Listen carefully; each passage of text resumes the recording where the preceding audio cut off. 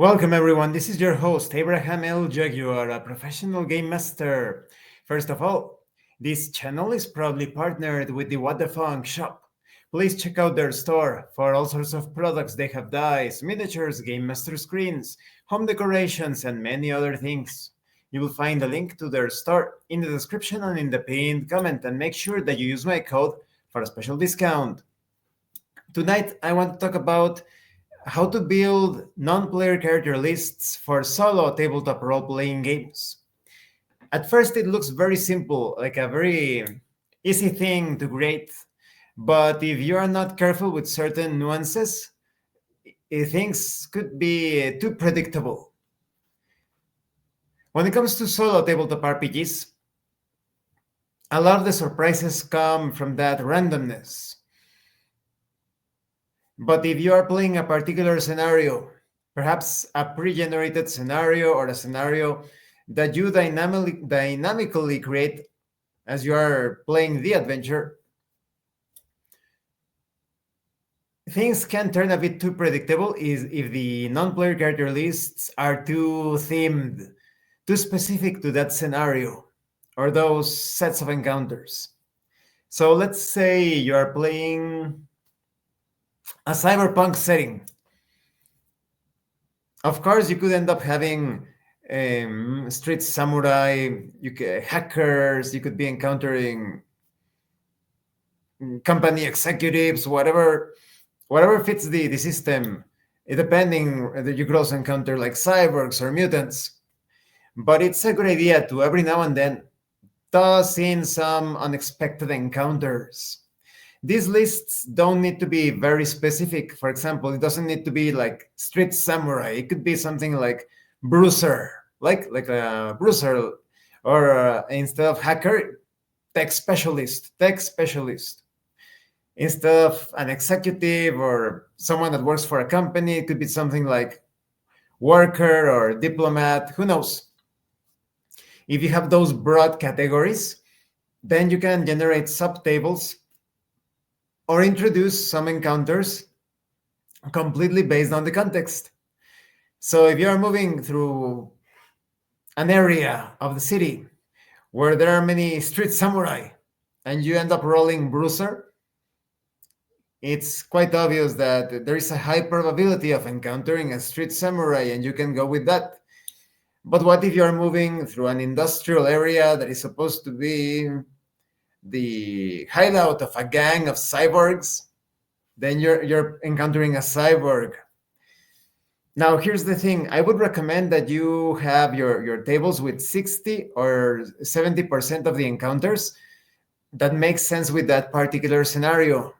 But the rest of the percentage, perhaps let's say, depending, 20 or 10% of the encounters in your non-player character encounter list, just add something pretty out of the ordinary. Let's say a cyberpunk city where there is almost no greenery. How about you add a farmer or rural encounter to the table? You could be thinking, well, that doesn't make sense, right? But that's the interesting thing about that encounter. Maybe it's a farmer that comes from outside, from the wilderness, from beyond the city, and he actually goes into the city because it turns out that there is like a Mad Max style of thugs, a gang of thugs that are attacking his farm in the outside. And he went into the city to see if there were some high-tech mercenaries, high-tech armed personnel that could assist him as bodyguards. And curiously enough, you are looking for a job, and you have the firepower, the training. So now you could offer your service to the farmer, right? So that's the way you can introduce those apparently nonsensical encounters. What if there is another encounter with like a shaman or some sort of practitioner of the natural spiritual arts? What is he doing in a cyberpunk city? In some cases, like Shadowrun, it makes sense, but in other types of cyberpunk settings, that's very puzzling, right? So you could end up considering that maybe he comes with a prophecy. Maybe the prophecy is true, maybe it is false, but it hints at some very important things. that are occurring right now in the city. Maybe the guy is a charlatan. Maybe he obtained his information from other sources and now he's saying that he has these revelations or divine visions. Or maybe those visions are actually true. Either way, it's a lot more exciting that always, when compared to always having encounters with the law enforcers of the city or the corporate goons or whatever. So I would recommend that in your solo tabletop RPG sessions, you always include some, let's say, 10%, 20% of those encounters, 30%, 40, like I said, depending on the percentage that you are handling. Have them be like a bit out of place or out of sync with the scenario. You could also further divide things.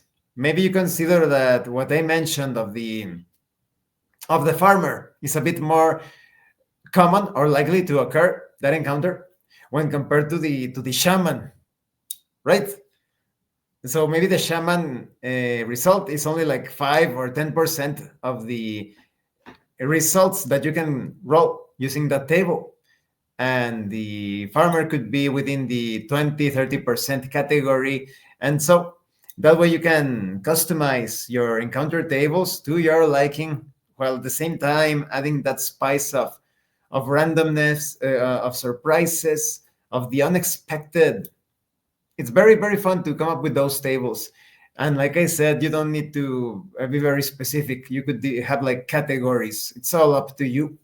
You could even generate the characters, although I would recommend that only if you master the non-player character generation process, only then should you employ that dynamic generation of characters during play, because otherwise it could interrupt the flow of the session.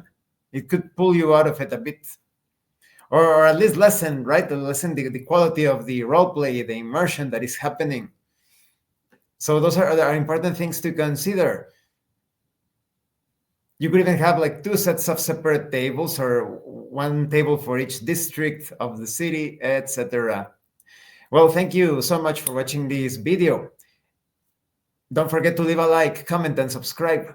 And thank you so much to those of you that are going the extra mile to support the channel.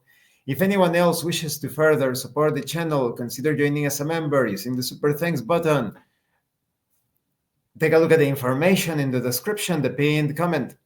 This has been your host, Abraham L. Jaguar, a professional game master.